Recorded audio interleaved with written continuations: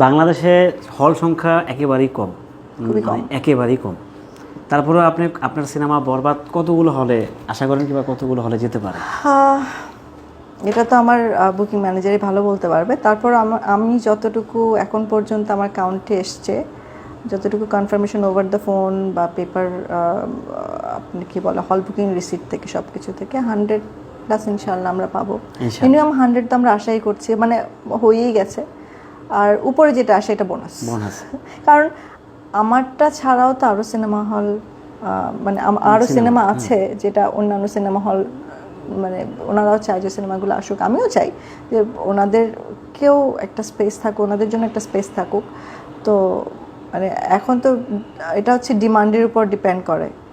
তো শাকিব খানের সিনেমা, আরেকটা সিনেমা আসছে অন্তরাত্মা, তো দুটো সিনেমা মিলিয়ে আসলে শাকিব খানের দুটো সিনেমাতে টোটাল কত যাবে এক্স্যাক্টলি বলতে পারছি না, বাট আমরা ইনশাল্লাহ 100+ পাবো, আশা আছে। 100 তো আমাদের অলরেডি হয়েই গেছে।